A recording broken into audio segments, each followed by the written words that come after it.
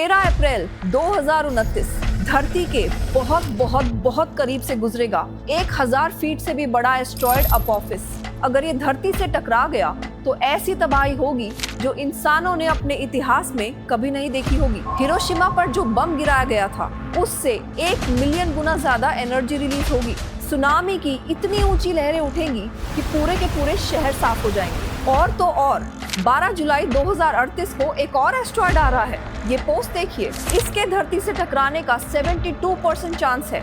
NASA ने issue alert कर दिया और अपनी प्लैनेटरी डिफेंस एक्सरसाइज भी शुरू कर दी। अब ये पोस्ट देखिए, इसरो चीफ ने वार्न किया है कि हम एक्सटिंक्ट हो सकते हैं। ओ माय गॉड, एक अर्थ डिस्ट्रॉइंग एस्ट्रॉयड बहुत तेजी से धरती के करीब आ रहा है और इसरो चीफ का कहना है कि मार्स पर माइग्रेट करना एक ऑप्शन है और सारी ग्लोबल स्पेस एजेंसीज इस पर काम कर रही हैं। तो अब सवाल ये है कि इन खबरों में सच्चाई कितनी है? क्या सच में इतना बड़ा खतरा है? आज इस वीडियो में हम जानेंगे कि ऐसे कौन कौन से एस्ट्रॉयड्स हैं जो धरती के लिए एक्चुअली खतरनाक हैं और नासा का क्या प्लान चल रहा है। हेलो ट्विस्टेड सोल्स, मैं हूं अग्रिमा और ये है ट्विस्टेड स्टोरीज। आज हम बात करेंगे एस्ट्रॉयड्स की, जिन्हें प्लैनेटॉइड्स भी कहा जाता है क्योंकि ये छोटे प्लैनेट्स की तरह होते हैं।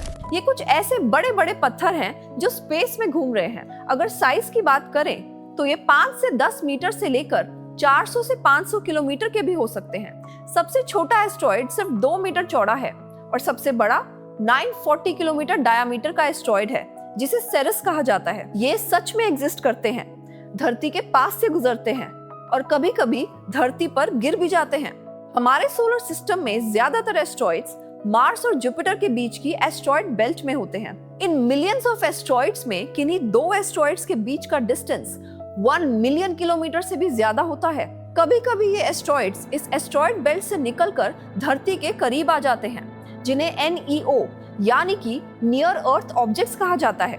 मोस्टली एस्ट्रॉयड्स को देखने के लिए टेलीस्कोप्स की जरूरत पड़ती है, पर सवाल ये है कि इन नियर अर्थ ऑब्जेक्ट्स का धरती पे क्रैश होने का जो खतरा है वो एक्चुअल में कितना बड़ा है, क्योंकि ये 66 मिलियन ईयर्स पहले डायनासोर्स के साथ हो चुका है। क्या डायनासोर्स की तरह हम भी एक्सटिंक्ट हो सकते हैं? ये समझने से पहले वापस उस न्यूज के बारे में बात करते हैं जो मैंने शुरुआत में दिखाई थी कि 2038 में एस्ट्रॉयड स्ट्राइक करने का 72% चांस है। ये एक नंबर का झूठ है। जी हाँ, बिल्कुल फेक। और अब मैं आपको समझाती हूँ कि ये झूठ फैला कैसे। असली बात ये है कि नासा ने जून 2024 में एक प्रैक्टिस ड्रिल की थी, बिल्कुल जैसे फायर ड्रिल होती है स्कूल्स में, बिल्कुल वैसे ही। उन्होंने एक इमेजिनरी सिचुएशन बनाई और सोचा कि अगर आज से 14 साल बाद एक एस्ट्रॉयड आ रहा हो जो 72% चांस के साथ धरती से टकराने वाला हो तो हम क्या स्टेप्स लेंगे। ये एक प्लैनेटरी डिफेंस एक्सरसाइज थी जिसमें NASA, European space agency, UK space agency, UN सब ने मिलकर डिस्कस किया कि ऐसे इमरजेंसी में कैसे रिएक्ट करेंगे। पर कोई रियल एस्ट्रॉयड नहीं था, ये सिर्फ एक मॉक टेस्ट था प्रिपरेशन के लिए। लेकिन कुछ फेक न्यूज वेबसाइट्स ने इसे सेंसेशनल हेडलाइन बना दिया। NASA warns, asteroid has 72% chance of hitting earth. मतलब बिल्कुल ही गलत इंफॉर्मेशन। टाइम्स ऑफ इंडिया ने भी पहले गलत हेडलाइन दी, पर अगर आप आर्टिकल पढ़ते तो पहली लाइन में ही लिखा था कि ये हाइपोथेटिकल एक्सरसाइज है। तो पहली चीज तो ये याद रखिए कि कोई 72% वाला खतरा नहीं आ रहा है, ये सिर्फ एक ट्रेनिंग ड्रिल थी। लेकिन अब बात करते हैं अपोफिस की, जो एक्चुअली एग्जिस्ट करता है और 2029 में धरती के पास से गुजरेगा। 13 अप्रैल 2029 को ये 1000 फीट यानी कि 300 मीटर का बड़ा पत्थर धरती से सिर्फ 32,000 किलोमीटर दूर से गुजरेगा। ये डिस्टेंस कितना कम है आप इससे अनुमान लगा सकते हैं कि कई सैटेलाइट्स इससे भी ज्यादा दूर यानी कि 36,000 किलोमीटर पर अर्थ का ऑर्बिट करती हैं। नासा ने ऑलरेडी इस एस्ट्रॉयड का पूरा पाथ कैलकुलेट कर लिया है। और एक इंटरेस्टिंग बात यह है कि इसे देखने के लिए टेलीस्कोप की भी जरूरत नहीं पड़ेगी। आप अपनी आंखों से रात को आसमान में इसे देख पाएंगे। पर अब सवाल ये है कि क्या चांस है कि ये धरती से टकराएगा? जवाब बिल्कुल 0% चांस। जी हाँ, आपने सही सुना, 0% चांस। इंटरेस्टिंगली, जब 2004 में अपोफिस को पहली बार डिस्कवर किया गया था तब साइंटिस्ट ने कहा कि 2.7% चांस है इसका धरती से टकराने का। पूरी दुनिया में पैनिक फैल गया। लोग इसको city killer, the most dangerous asteroid बुलाने लगे। और एपोफिस का नाम भी इजिप्शियन माइथोलॉजी के एक बहुत बड़े, सब कुछ तबाह कर देने वाले खतरनाक सांप से आया है, जिसे गॉड ऑफ केओस भी कहा जाता है। पर जैसे जैसे साइंटिस्ट ने और ऑब्जर्वेशंस की, कैलकुलेशंस इंप्रूव होते गए और फाइनली पता चला कि एक्चुअली 0% चांस है इसका धरती से टकराने का। फिर एक नई चिंता आई।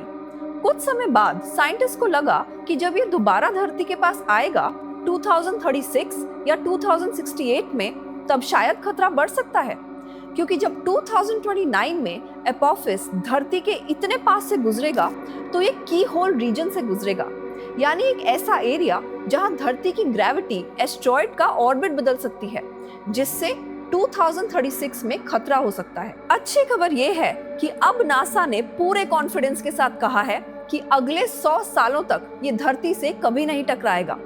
इसलिए इसको नियर अर्थ ऑब्जेक्ट्स की रिस्क लिस्ट से परमानेंटली हटा दिया गया है, तो टेंशन लेने की कोई जरूरत नहीं है। हमारी धरती एपोफिस से सेफ है, पर हाँ, एक रिस्क लिस्ट जरूर है जो नासा और यूरोपियन स्पेस एजेंसी मेंटेन करती है। इस लिस्ट में वही एस्ट्रॉइड्स हैं जिनके धरती से टकराने का थोड़ा बहुत चांस है, चाहे कितना भी कम क्यों ना हो। चलिए देखते हैं टॉप 3 सबसे risky asteroids.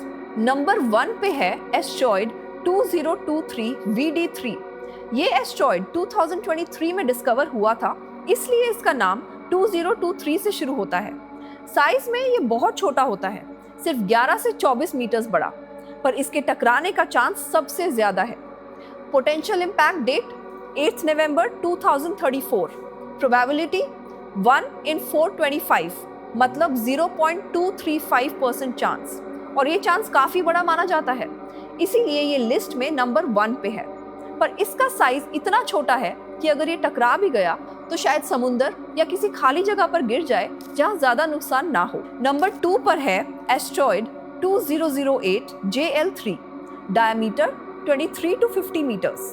Potential impact date 1 May 2027। Probability of impact 1 in 6711, मतलब 0.015% चांस है धरती से टकराने का। नंबर 3 पर है एस्ट्रॉइड 1979XB।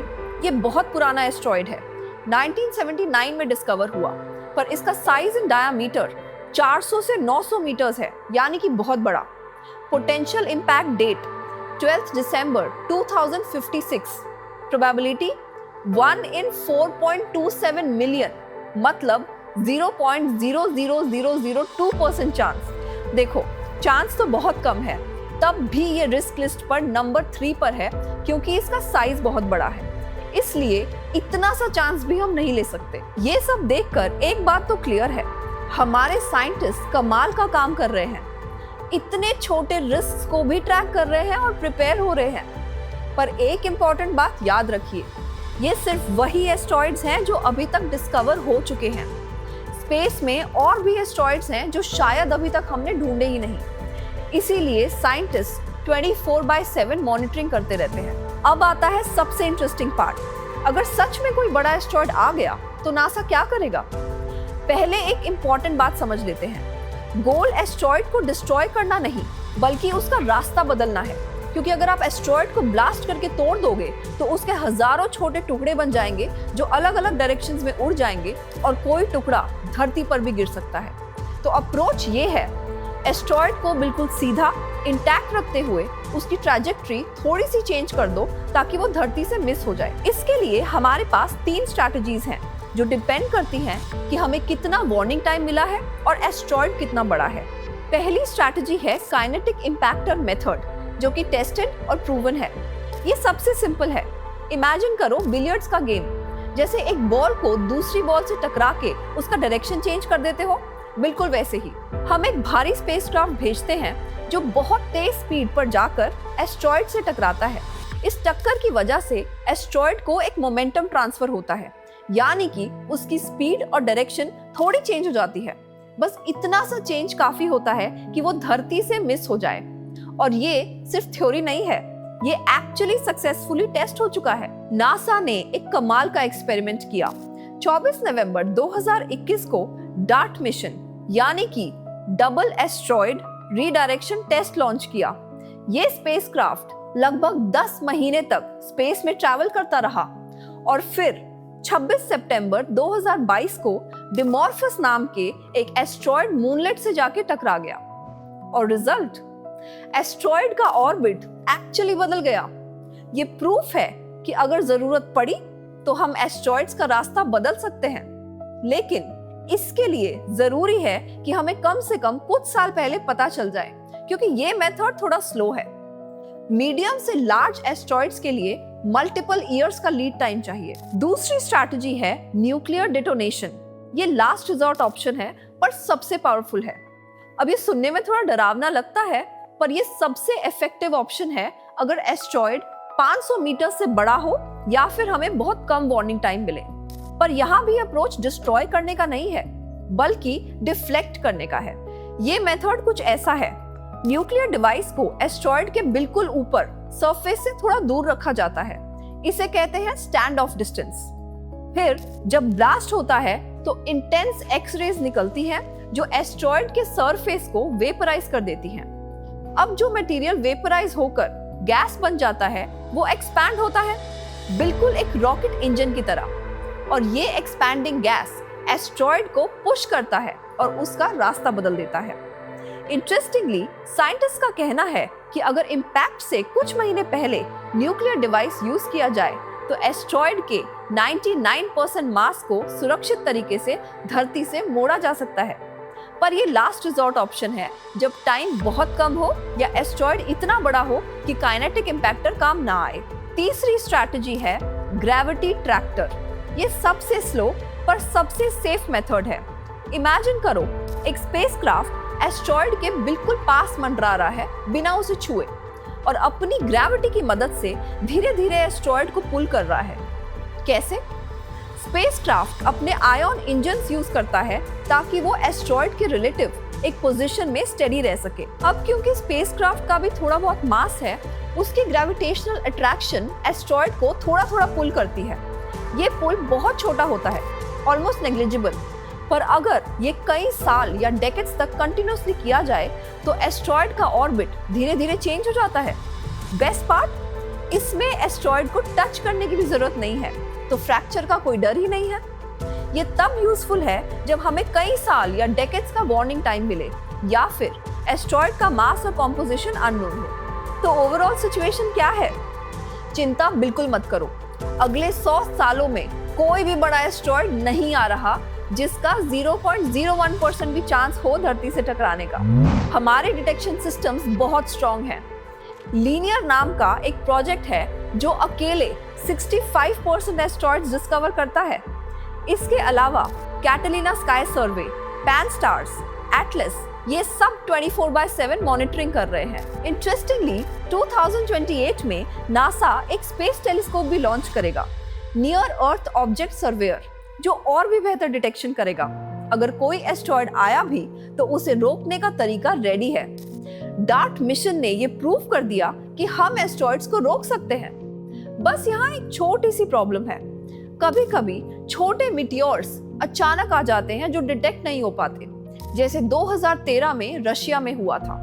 पर बड़े एस्ट्रॉयड्स, बिल्कुल टेंशन फ्री रहो, हम तैयार हैं। सो माय ट्विस्टेड सोल्स, सच्चाई ये है कि 72% वाला एस्ट्रॉयड एक झूठी खबर है।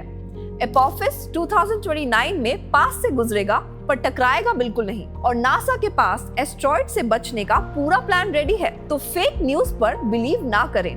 अगर वीडियो पसंद आया तो लाइक करें, शेयर करें और कमेंट्स में मुझे ये जरूर बताएं, क्या आपने ये फेक न्यूज देखी थी और क्या अब डर लगता है एस्ट्रॉयड से? मैं हूँ अग्रिमा और मिलती हूँ आपसे अगली वीडियो में एक नई मिस्ट्री के साथ। तब तक के लिए stay curious and stay twisted.